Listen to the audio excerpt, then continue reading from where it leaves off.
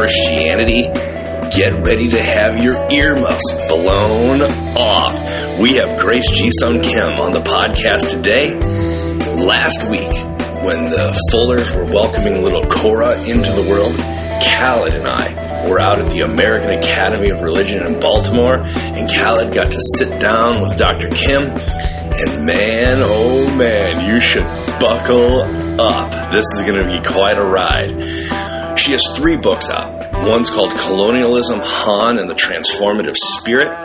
One's called The Holy Spirit, She and the Other. It's a model of global and intercultural pneumatology. And the third is The Grace of Sophia, a Korean North American woman's Christology. So we will link to her website and all other references if you want to look in the show notes on this blog post to find anything relevant there, to pick up her books. We would like to invite you to do so, and you're going to want to after this interview. Hey, this week's episode is sponsored by the Seattle School of Theology and Psychology. The Seattle School focuses on educating the whole person through scripture and tradition, personal formation, cultural engagement. This practical approach equips pastors, therapists, social sector leaders, artists, and entrepreneurs with the intellectual capacity, emotional intelligence, and cultural competency needed to thrive in their vocation.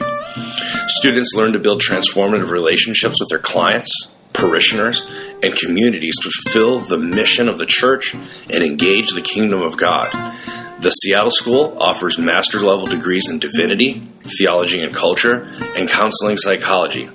So you're invited to learn more about the Seattle School of Theology and Psychology degree programs at theseattleschool.edu, and we want to thank them for their sponsorship this month. So, after this interview, if you want to catch up and get a refresher on the concept of Han, we will link to our earlier interview with Andrew Sun Park, but you're going to want to listen up, especially as we enter these holiday seasons of consumerism and buying, because Grace G. Sun Kim has something to say that may really impact how you think about the way we participate in this world. Please let us know your feedback. You can go on the front page of the website is this little thing on the right-hand side called a speak pipe. After you listen to this, click the speak pipe and tell us what you think. We'd love to hear your thoughts. And we just have one request. Please, especially in this season of giving, don't forget to share the brew. Oh, good morning. Good morning. Good morning from Baltimore. We're here in Baltimore. We're in the executive something or other that we're crashing until they kick us out. We have an exciting book to talk about today, and a sneak preview of a book to come. And tell us where you're at right now in terms of teaching. Okay, I've recently taken up a position as a researcher, visiting researcher at Georgetown. So I am commuting from Pennsylvania to D.C. Wow, that's an intense commute. It is an intense commute, especially when you've got family and so forth. But we're going to talk today about a book that was released. It was last year, is it? No, it was this past spring in April. Yeah. Colonialism, Han, and the Transformative Spirit. Great. Yeah. So for folks that may not know, I know we've done a couple episodes before with Andrew Park, and we've talked about Han. Oh, okay. But in case podcast listeners, deacons, you don't know about that, can you just tell us a little bit about Han, just so people know what the title is? Yeah, most definitely. Yeah, and that's one of the first questions that pop up when people are looking at the book, because Han, as an English speaker, they've never heard of such a word. It is a Korean word, and it's spelled H-A-N, and Koreans, we pronounce it as Han. So I think when it's spoken in English, we kind of say Han. So Han is a Korean term, and it's a very, very difficult word to translate into the English language. And we try to translate it. So there's many, many ways of looking at the word Han. So Andrew Sun Park has written a few books that deal with Han. My first book, Grace of Sophia, deals with Han, and this second one, Colonialism. Oh, sorry, this is the third book. But Colonialism, Han, and the Transformative deals with it. It's because it's trying to capture the concept of suffering. I think everybody suffers. So today in Baltimore, actually, it's very, very cold. And if you don't have a hat or gloves or a coat on, you do suffer. But Han, this is not the type of suffering that we're talking about. So we can suffer like that if you don't have the proper clothes.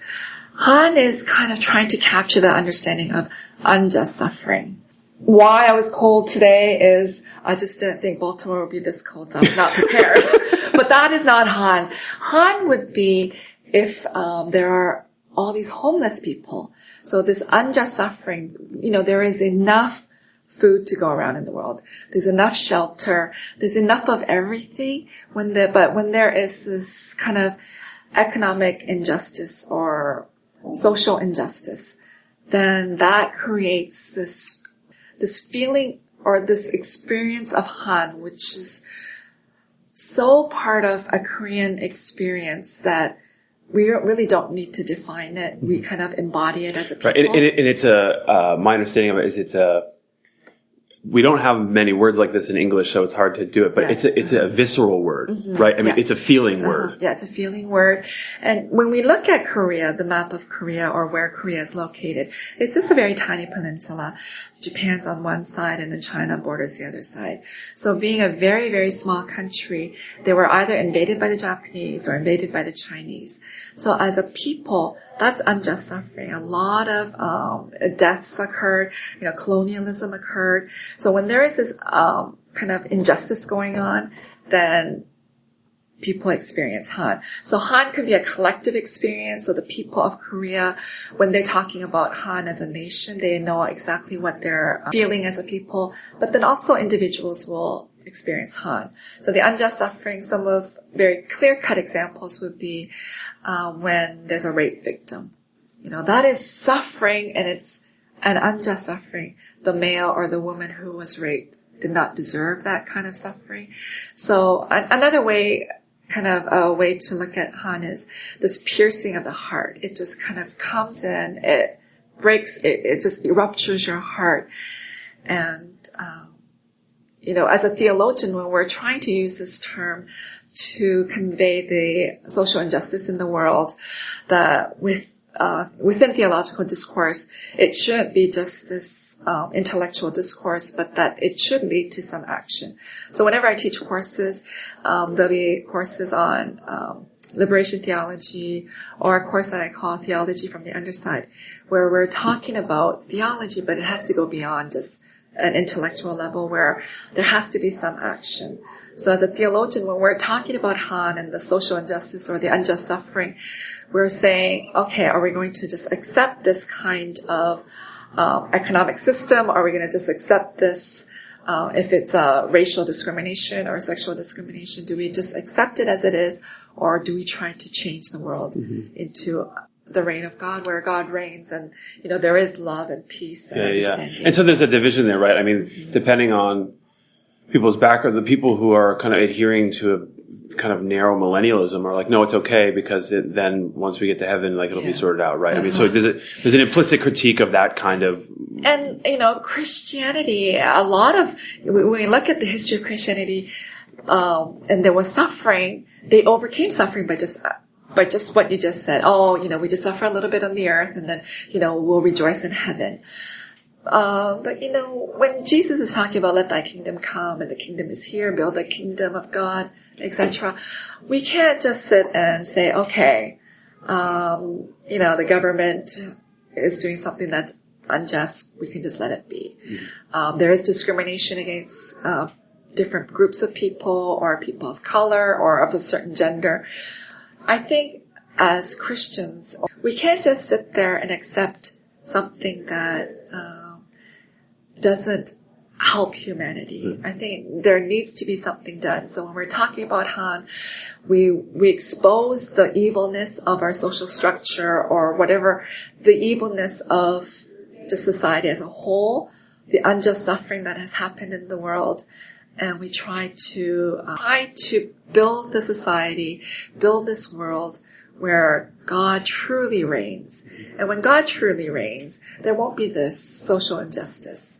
When I look at the Korean history, where I did talk about, Japan came and colonized Korea. A lot of the other suffering that occurred, which I always want to expose the world to, is the whole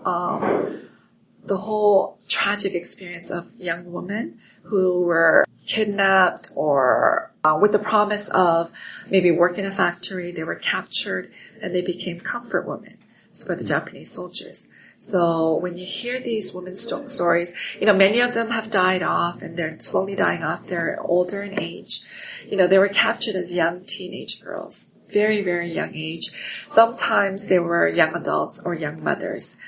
There were stories where young women who had babies were carrying and walking in the countryside, and the soldiers came, tossed the baby in the ditches, and just grabbed the woman. So these women were put in these little kind of stall-like rooms where they served up to 50, 60, 70 men a night. Many of them died from disease. And, the horror stories of if their disease was really bad and they weren't dying, then the soldiers came and just shot them up their vagina. And that was a public kind of execution to show, you're basically worthless. All you were created to do was to be the sex slave. So it's this horrific kind of tragedy, part of our Korean history. And the Japanese government does not want to acknowledge that this has ever happened. There has been no compensation to the women survivors. There are many who survived, many, many died, but no compensation whatsoever. And in this Asian culture where you have been raped, then you're not really accepted back into society. So many of these because of Han, right? Yeah, and no, but they feel that you're kind of a damaged good. So they were kind of never really integrated into the society. These women never got to get married, etc. So very isolated life after, if they survived. Yeah. So these women are embodying Han. They're experiencing daily. And as Christians, we can't just say, okay, well, it happened and don't worry about it. You die and we go to heaven. There has to be some way, but that's how some Christians think, or other people, which is a tragedy in itself. So we're saying, what can we do to help these women? So we, as theologians, we also talk about releasing Han. So we have all this Han kind of buried within us. Han, because it's so difficult to translate and to convey to non-Koreans, it really becomes a burden for people. And it becomes something that damages you. It can ultimately eat you up and kill you. So we were always talking about, you gotta release this Han. That's how traditionally Koreans were always talking about. We have to release that Han, release the Han. And, traditionally the religion was, we had Buddhism and shamanism. So within shamanism, the shaman priests would come and try to release people's Han. So these spiritual kind of practices were done within communities to help release the Han. But now that we have so many Koreans who are becoming Christians, and we have this experience of Han, now we're turning to Christianity. And what is there within Christianity that can help release this burden, this tremendous piercing of the heart? How do we release it? So we're looking at and that's one of the things I think that the book is really kind of very apt in targeting the intersection, because it's not like you're just a social justice worker or just someone who wants to tell people about this Korean word. I mean, what you're saying is that actually, as a Christian theologian, there are ways in which we have to talk about this. And then the other part that you tie it to a global systems and structures. I mean, that's one of the things that's fascinating about the book, is that you're saying, look, there's these personal, and I think it's also not just personal, but it's intersubjective experience of Han, right?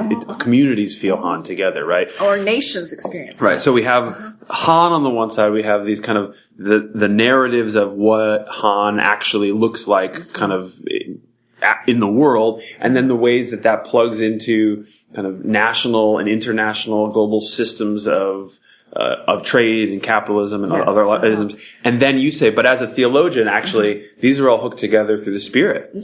Yes, and then the book does end with the Spirit. So as we're talking about in the global sense, right now we had the tragedy within the Philippines where, so many people died with the tsunami.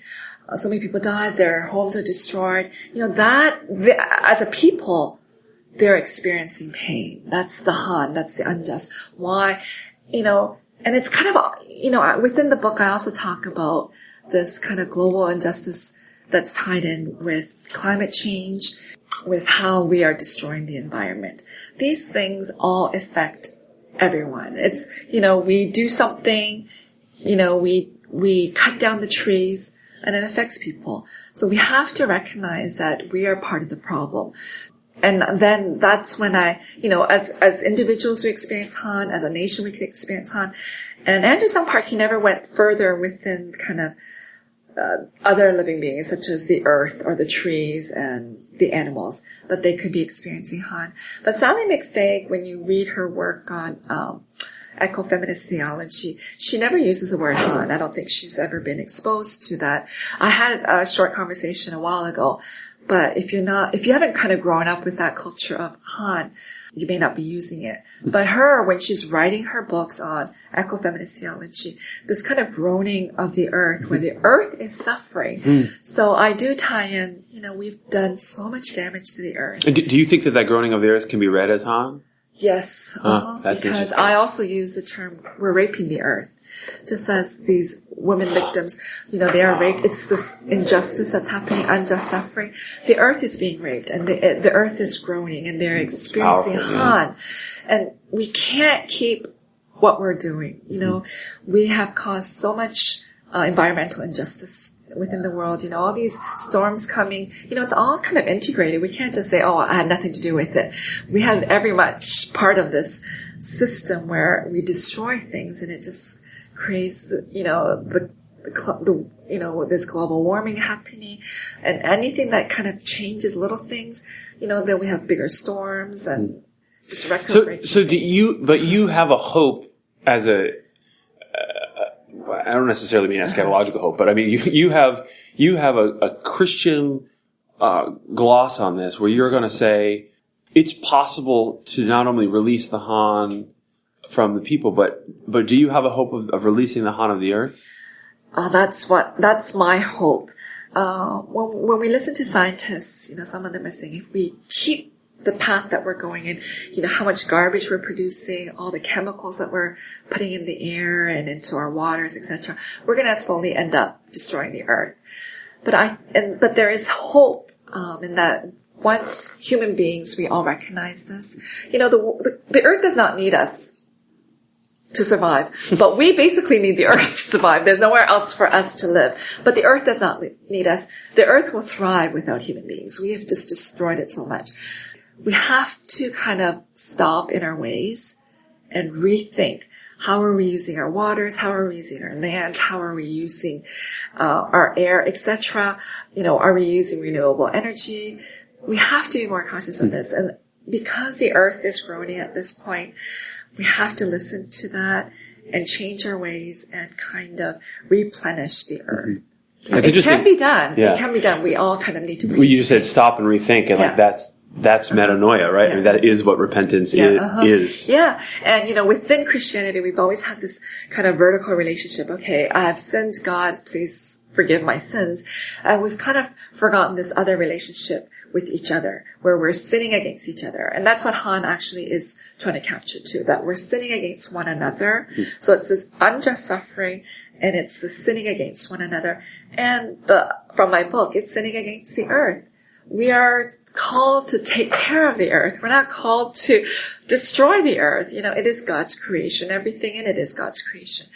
But we have basically been just using whatever we want from the earth so that we can live a more comfortable life. And that's all tied in with this colonialism. We kind of go and take what we want, and the people who may be native to that land will lose their resources. And it's resources that they've relied on, for their survival for a long, long time. But we just take what we want. So this colonialism that's going on, that's kind of creating so much harm on different peoples and the earth. And do you think, so there are some times in like activist discourse or conversation with people where It might not be explicitly said that there's some kind of evil man twirling his mustache somewhere, like causing all of the world to like be raped and pillaged. But I don't read you as thinking that like it's an agentive force of. It's not like there's the king of capitalism somewhere who's like, yes, continue raping, right? It's not like that. No, I don't think so. I think we if I can just talk about North America. So as Americans, we have kind of bought into this idea of we need and we need and we need. So we need more clothes, we need more food. We eat way more than our body needs. We have kind of forgotten what it means to be full because we just keep eating and eating. So we're just taking. So we've just become participants of this economic injustice where we feel we can just, we need another TV every 3 years. Everything becomes disposable. So, I write columns for different places, but the last one I wrote for Ethics Daily is we've become so accustomed to very carefree lifestyle where everything is instant. We want instant gratification that it's become a very disposable world. So we use disposable cutlery, we use disposable plates because we can't be bothered to wash anything. We want everything instant, and we don't use carry mugs or things like that because it's an inconvenience. So we've kind of all bought into this. It's a commercialization of this new religion where, you'll feel better if you go to the mall every week. So there's probably more people visiting the mall than to our churches because it becomes a spiritual exercise where we bring our tithes to the mall. It has become a new God for us. Mm-hmm. So we kind of all, so isn't this one person kind of standing there going, I've kind of controlled everything. We've kind of all bought into this idea that that's the kind of lifestyle that we need to live and we need more and more and more. Our homes are getting bigger. Mm-hmm. So once our homes get bigger, we got to fill it up. We can't have an empty home or empty closet. It's interesting. I've preached a couple times on trying to think about when Aaron made the golden calf, right? Uh-huh. It probably didn't go through his head, let me do this thing that's an affront to God. Uh-huh. He's trying to please the people who needed something, right? And I think a lot of ways our malls or whatever it is like, people need this. People want it. Oh, yeah. And so he took everyone's earrings and melted it in and made the calf, right? Uh-huh. Not to I know what I'll do. I'll build an idol and we'll worship an idol. No. It was an attempt to please and satiate without having to go through that pain in the middle when it's just wait. He's not down yet. Because, people go to, the terms like shopping, retail therapy, it's become our common language now because we feel like if we're feeling down, we just buy something and make ourselves feel good. It's this consumerism that we bought into, buying cheap goods. So what happens now? Things are built or it's outsourced into poor countries where it's our modern day slavery. Mm-hmm. That's the harm that people are experiencing. This kind of colonialism, which is very difficult to pinpoint or say, one person is the problem. It's just we've kind of all bought into the system. So, we build these factories in China because it's cheaper labor because they're not paying them benefits. There's no health benefits or any kind of benefits. Very, very minimal labor, minimal wage for the. Right. But no, so our deacons, the listeners, are unusually nerdy people. Uh-huh. So I can imagine some of them saying, "Okay, I agree. My sandal-wearing brother who holds protest signs says all the same stuff."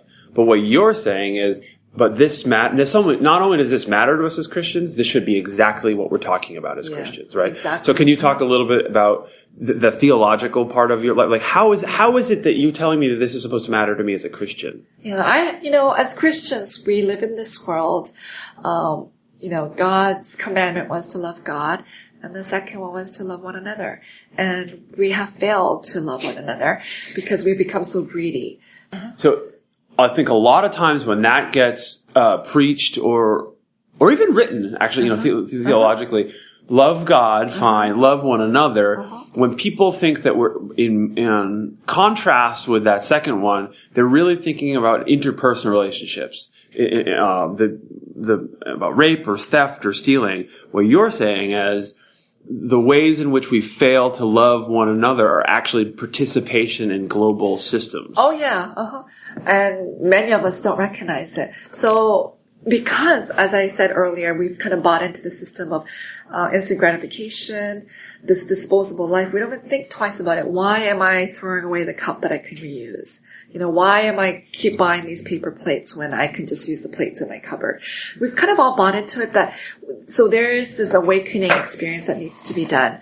When we talk about Han, how to release Han, one of the first steps is understanding the problem. This kind of awakening experience that, so the comfort women who had experienced Han, many of them suffered in silence afterwards. They felt maybe they deserved it, etc. But this awakening that, no, it's a system that, it's a very patriarchal system, this unjust system, this understanding of colonialism. When you colonize a group of people, you can do whatever you want with them. You can change their names. Koreans lost their identity. They had to take on Japanese names. They couldn't speak Korean. They had to speak Japanese. The Japanese flags were being flown around. So, really this awakening, this understanding of this unjust suffering is occurring. And you take steps into kind of releasing that Han. So no more damage will be happening. Because I'm saying so much that may be new, one thing I want to clarify is that theology is about language. Language, we're trying to understand God. We're talking about God. Very limited to language. And for a long time, our theology has been very Eurocentric. So, using European language and European concepts. Now that Christianity is kind of, they say now, moving to the global south or to other parts of the world, we have to listen and use the concepts that are available to other people.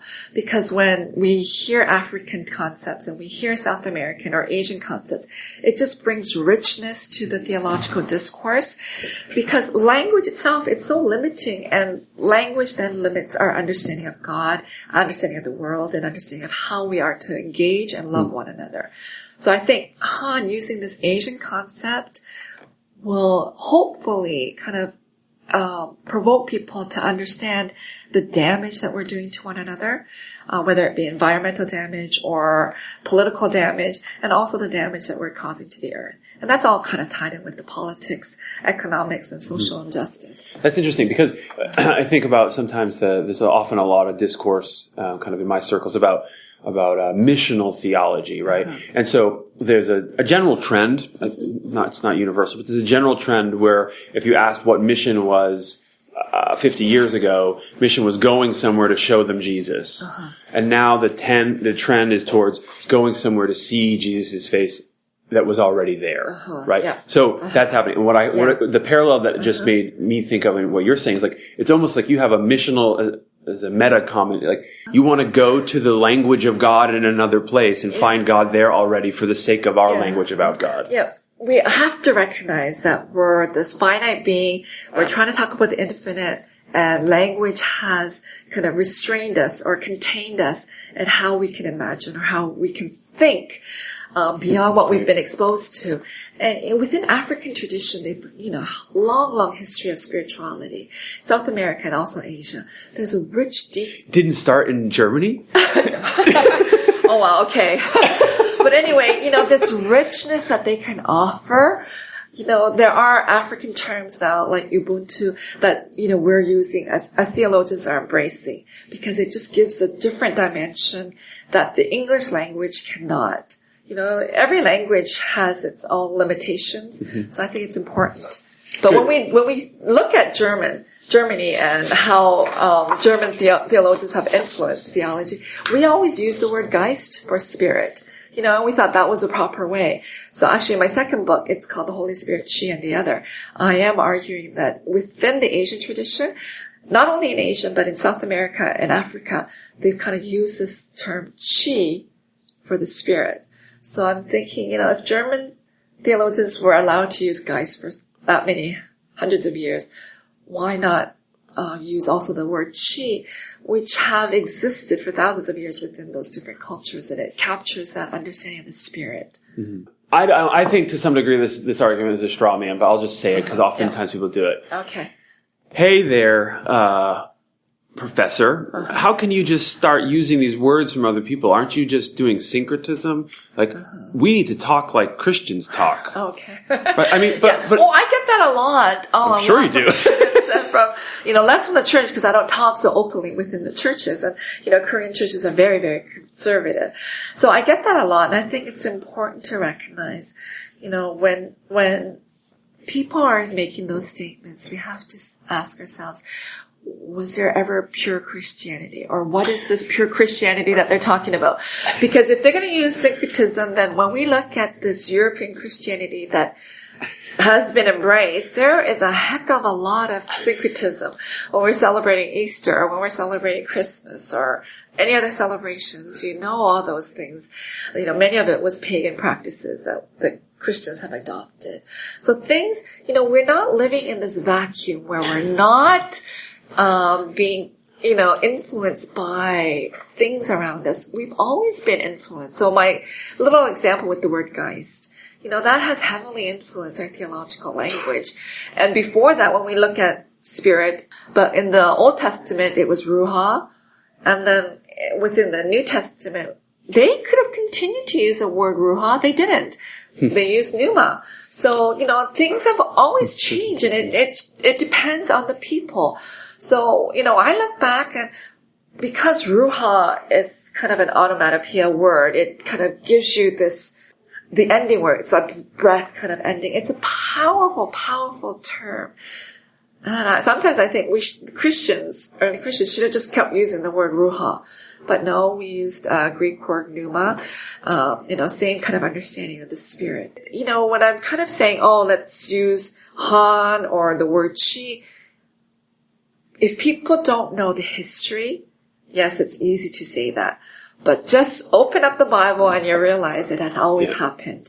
Nothing stays stagnant. Things are being changed. God is so big. We're just limited beings. And we try to gain more wisdom and insight. Yeah. We help each other. I just wrote down this phrase because you certainly didn't say it, but I think it's what you're doing. It's almost like you're doing a post-colonial linguistic theological recovery, right? I guess so. It's that, yeah. I mean, because you're saying, look at this. I mean, we need to, it's not just post-colonialism in terms of the broader arc of what we're talking about in the argument and identity politics. It's even closer to the ground. The language we're using, the way not just the fact that we both speak English, but the words we use for things that aren't English things. We do talk about pneumatology, but pneuma isn't a word. The only reason pneuma is a word to us is because we said that. Why not, huatology or, however that. Yeah, that's fascinating because that's just a word we could have used too. It's also not an English word. And it changes how we see. Oh, it definitely does because this richness of the spirituality that existed. The word, I don't know if you've ever visited Hawaii. Have you been to Hawaii? I haven't. Okay, how do they greet each other when? Even if you aloha, don't go, right? Aloha. Yeah. The aloha is this kind of, it captures, or what they're trying to convey is, it's great to see you face to face and the breath that we kind of change. Ha is breath. And when we're talking about, pneuma, it's talking about breath. When we're talking about ruha, it's talking about breath. So God breathes and the ruha things come to life. And pneuma is talking about breath too. So it's fascinating. The people in Hawaii, the natives before everyone else came over and colonized, they had this deep sense of spirituality between people. So they're greeting each other through the breath. That's something that is so Old Testament. It's kind of like the root of Old Testament, but somehow it got kind of lost. I feel Christians don't really talk about, let's share our breath. We don't talk about that. But when we look at these different cultures and how they emphasize that, then it brings a new life to what was part of our tradition. So I think the more exposure that we have, and, we're not living in isolation anymore. We have planes. It can go around the world in half a day or whatever, a day or so. People are migrating. We're living in a globalized society. We're living with different cultures and, with technology, with what we're doing, the internet, we're kind of all interconnected. And if we can't understand one another or if we can't learn from one another, that's a big problem in our society today. We have to be able to learn from one another. Yeah. And it's what it really strikes me, Grace, is that there's a way in which your critique is so comprehensive, because what you're saying isn't a Christology or a Pneumatology or any of the traditional theological doctrinal categories that we systematize things into. The way that you're talking about this kind of post-colonial approach, or just a recognition of Han and of colonialism, allows us to then say, well, let's look at any of those traditional, I mean, I'm scare quoting the word traditional for those of you at home, any of those traditional categories of doctrinal investigation, and say, how is it that the language that we have, the English, Germano, however you want to do it, trace it through, has given us only certain ways to talk about Christology? Oh, yeah. Oh, most definitely. It has limited the way we have. And I think, being also a feminist theologian, when we look at the early church, when it was the church fathers, they formulated a very patriarchal theology. And the church embraced it. Why was it patriarchal? Because there were no women there to bring anything feminine within the divine. And if God is both male and female, or embraces this, it's beyond what we can ever comprehend. Why can't we bring more people into the dialogue and help us understand? This theological enterprise is a very, very difficult enterprise because certain groups want to monopolize it. And for a long time, that's been Eurocentric. But when we look at other disciplines, for example, the medical field, if there was a breakthrough in Africa, why would we say, oh, you're wrong, and let's not learn from you, don't share us your data, whatever you found? The medical field, they all look into, okay, let's see, and then help to build on that. But within the theological discourse, we feel there's this ownership, and this is the truth. How is it that is the only truth? Can't we help one another understand in our own limitations? Can we always think the same way? Is there no depth in our way of thinking as we age, or as we live with different people around the world? We're seeing that particularly. I'm thinking about some of the quote alternative medicine movement. I mean, it's right, alternative already. I get that. But there's some acknowledgments, for example, that it is concretely the case that certain kinds of acupuncture have been identified as absolutely productive. Now, I'm sure there's some that have not been identified, but there's moved, and that wasn't true maybe even 10 years ago. I mean, so even in medicine, if there was a breakthrough in Africa, as long as it was the Western kind of breakthrough, it would have been fine. But now it's changing. Now there's at least a little bit of the profession that says, you know what? The human being is a little bit more complex than we acknowledged through the 18th, 19th, 20th century.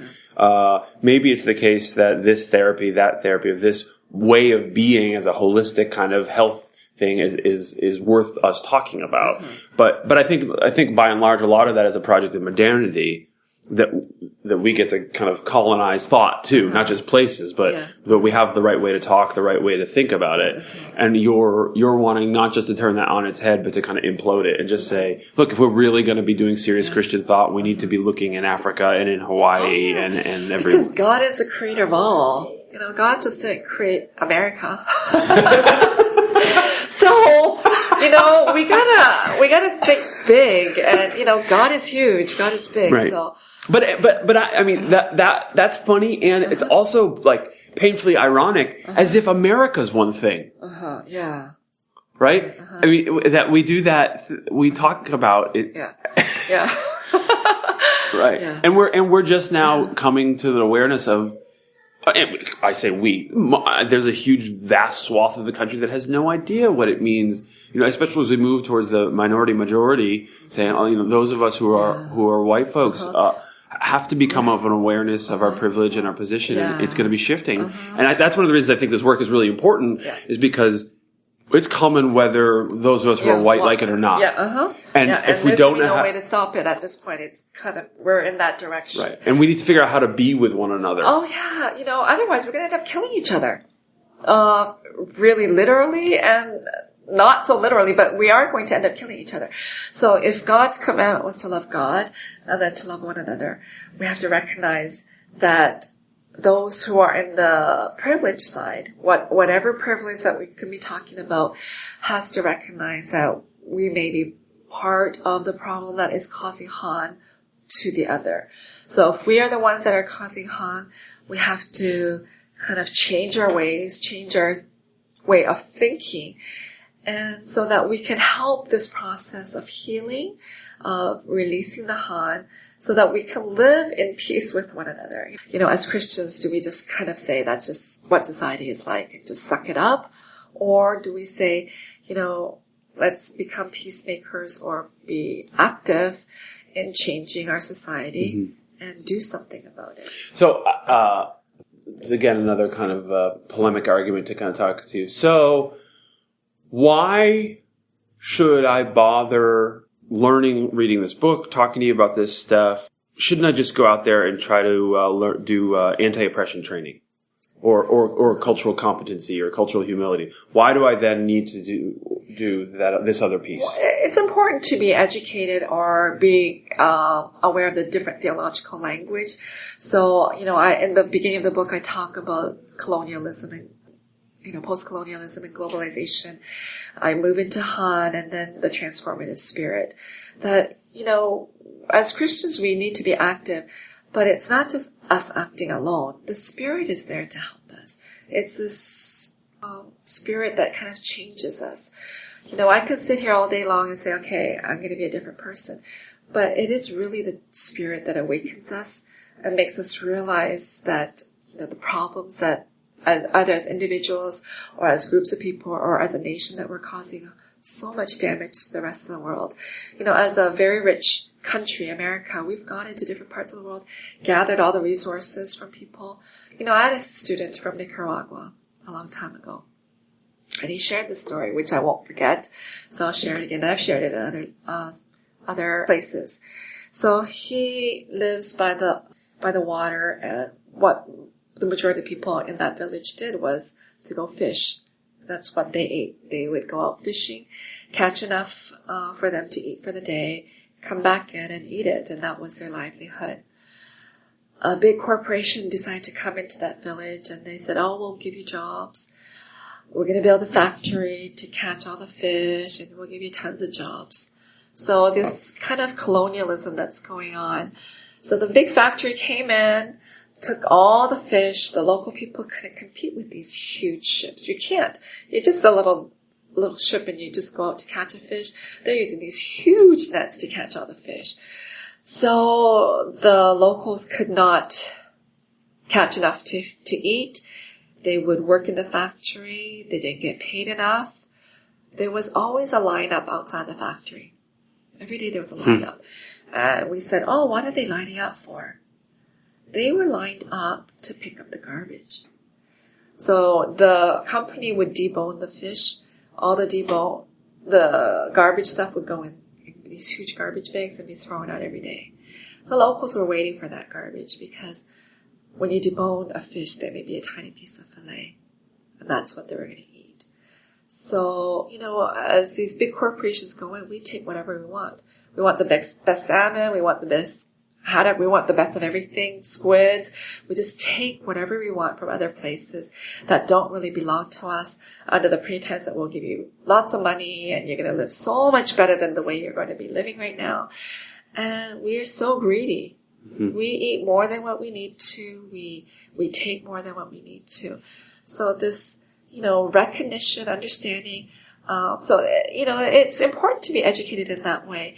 And once the Spirit comes, this understanding that the Spirit is just part of this world. Mm-hmm. The Spirit is all kind of within us. And we allow and ask the Spirit. So, it's important to kind of read the literature so that hopefully that would kind of encourage you to see the world differently and work in the world to make it a better place. And would you say it's fair to say that your insistence on the conversation in an orbit around the transforming Spirit is a pastoral move? that we need to know where that hope is coming from? Yeah, because as Christians, I'm not going to sit there and say, I'm changing the world, or my pastor's changing the world, or this dean is changing the world. It's not really us. We've become the agents, but it's really God who's changing the world. So this understanding that the Spirit, the Old Testament is talking about the Spirit, the passage where, the dry bones, but then the Spirit comes and gives them new life. The bones are put together.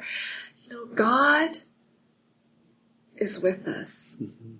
I think majority of the world does not recognize that God is with us. So, we say, oh, where is God? And God abandoned us, and God's putting all the suffering on us. God is with us. I think we need to recognize that God is with us, and it is God that transforms us so that we can then, in turn, change the world.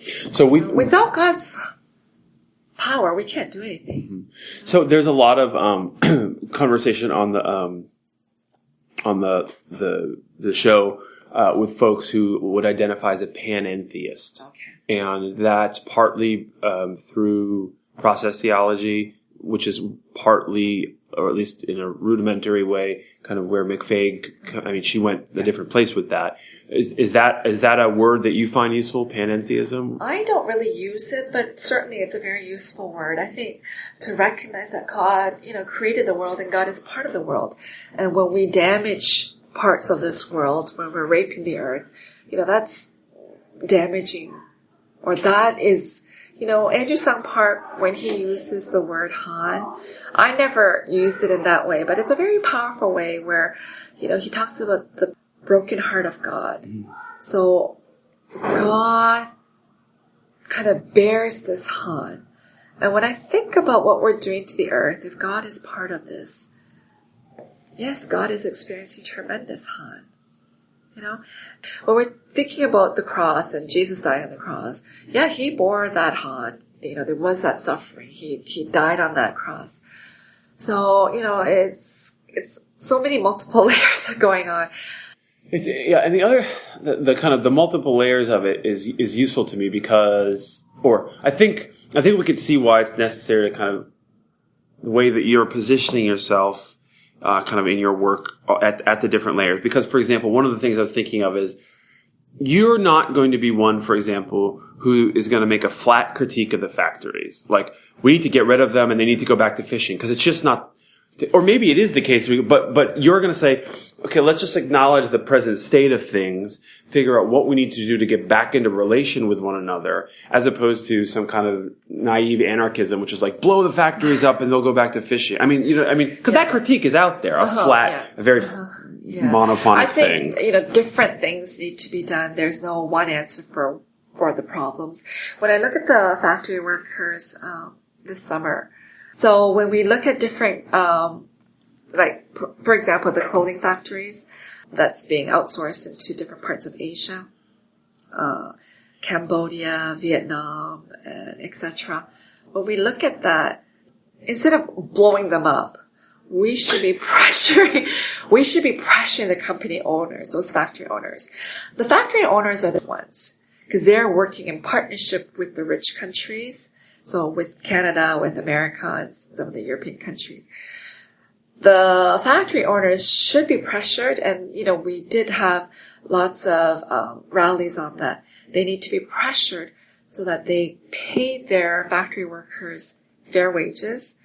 They are pressured into giving them health benefits or whatever benefits that workers typically need.